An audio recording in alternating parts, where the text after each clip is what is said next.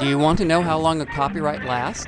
Do you want to know whether a work that could have been copyrighted was never registered? Do you want to know how to determine whether a copyright was not renewed?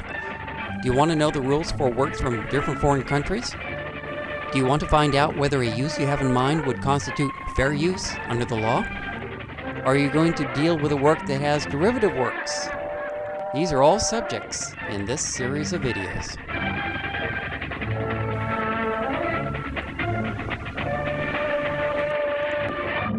This video is on how U.S. copyright treats foreign works. Suppose I tell you that a work was published during World War I. Do you have enough information to know whether the copyright in that work has expired or not? I would say, of course. You told us in the video on duration that anything from before 1923 is no longer protected by copyright. Yeah, as long as it was published, and this work was published. What you've just been saying is what was being discussed, but there was a limitation. Can you think what that was? Pardon me for a moment. I'm going to take a look at that question and answer chart at chart.copyrightdata.com, and I'll be getting back to you, and I'll bet I'll have the right answer. For those of you remaining, I'm going to give you a big hint. Let's suppose the author was Lazar Ponticelli or Erich Kästner. Now, you probably don't know those names. However, Lazar Ponticelli, when he died on March 12, 2008, at age 110, was believed to be France's last World War I veteran. Erich Kästner, when he died January 1, 2008, was believed Germany's last World War I veteran.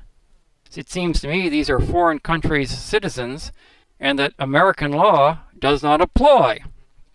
That is correct. And in case anyone is wondering, the question and answer tree at chart.copyrightdata.com does pose a substantial number of questions about foreign proprietorship in its many questions to help you determine whether a work is or is not protected by copyright. If you viewed some of the other videos in the series, such as the one on copyright duration, you'll remember that American works published 1978 and later are awarded copyright protection for the life of the author plus a fixed number of years thereafter, which right now is 70 years beyond death. However, European countries have offered life plus X number of years of protection since long before the United States did so. What this means for Mr. Ponticelli of France is that any copyrights he may have, given his lifetime, the number of years after his lifetime, and that France stops the clock for the two world wars, not counting those years in determining the expiration date, Mr. Ponticelli's copyrights will last through the year 2090. That's 2090. Even somebody he served alongside of in World War I, who died in uniform, would have gotten his lifetime, plus the additional years thereafter, plus the stopping of the clock for the two world wars, and an additional 30 years for his death in uniform. So such a person's copyrights would expire no earlier than the year 2027. For the German, the situation is somewhat similar. A dedicated page at chart.copyrightdata.com is devoted to showing the differences between the copyright laws of 20 countries other than the United States. You see here the different durations of copyright in various countries, along citations showing which section of the country's law has the particular rule. So you can then go to the link to the pages of the World Intellectual Property Organization, where you can read the complete text of these laws. It also shows comparative information on such other significant aspects of foreign countries' copyright laws as what durations they grant to photographs, sound work, how they treat broadcast for copyright purposes, a whole score of different subjects. There was a time when knowing the copyright laws of foreign countries was irrelevant to an American. Either you would find the work registered for American copyright, or otherwise you knew it was not entitled to American copyright protection. With a change in the copyright law in 1994, all of that changed. The United States entered an arrangement with most of the rest of the world whereby we would respect other countries' copyrights, they would respect ours. The changes brought on by the 1994 legislation has meant that works that had been protected by American copyright and then ceased to be protected by American copyright were in some cases again protected by United States copyright. In other cases, works that had never enjoyed United States copyright for the first time enjoyed United States copyright. And in a small number of cases, works that hadn't had it before continued not to have it, despite their European copyrights continuing to be ongoing.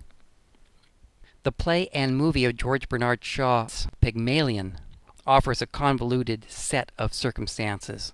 Those wanting to really understand this subject can study a couple of timeline tables at chart.copyrightdata.com.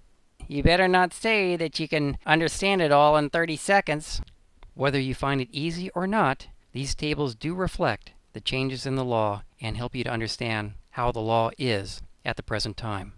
There are parties selling DVDs on the internet and offering streaming videos who seem not to have got the message about the 1994 changes.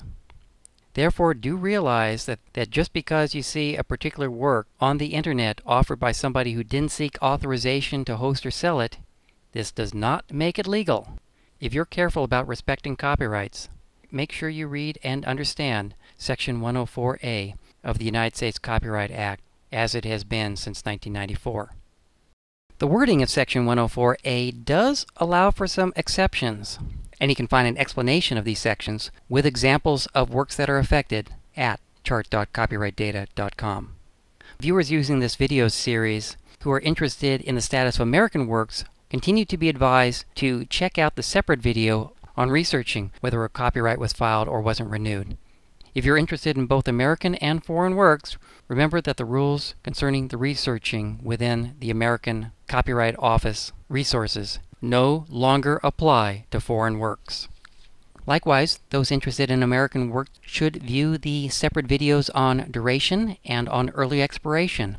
But keep in mind also that the rules described there do not apply to foreign works.